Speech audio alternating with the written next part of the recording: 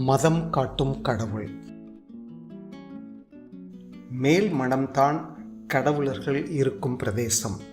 பல மதங்களும் பிரார்த்தனை செலுத்துவதெல்லாம் பொதுவாக இந்த மேல் மனக்கடவுளர்களுக்காகத்தான். இந்த மதங்கள் ஒரு குறிப்பிட்ட கடவுளை வரித்து கொண்டு தங்களுடைய சொந்த பயன்பாட்டிற்காக அந்த கடவுளை எல்லாம் வல்ல பரம்பொருளாக மாற்றிவிட்டிருக்கின்றன.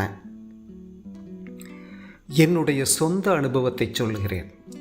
எனக்கு 25 வயது ஆகும் வரை நான் அறிந்ததெல்லாம் மதங்கள் காட்டிய கடவுளர்களே. மனிதர்கள் உருவாக்கி வைத்திருக்கும் கடவுள். அந்த கடவுளை நான் என்றுமே நாடியதில்லை. நான் அப்படி ஒரு கடவுள் இருப்பதையே மறுத்தேன். அப்படியே அந்த கடவுள் இருந்தாலும் நான் அவரை ஒதுக்கி விடுவேன். எனக்கு வயது 25 ஆனபோது என்னுள் குடிகொண்டிருந்த அந்தரங்க கடவுளை நான் கண்டறிந்தேன்.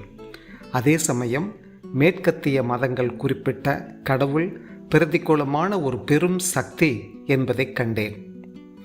1914ஆம் ஆண்டு நான் இந்தியாவுக்கு வந்து ஸ்ரீ அரவிந்தரை கண்டு அவரது தத்துவங்களை அறிந்தபோது எனக்கு எல்லாம் தெளிவாக விளங்கலானது.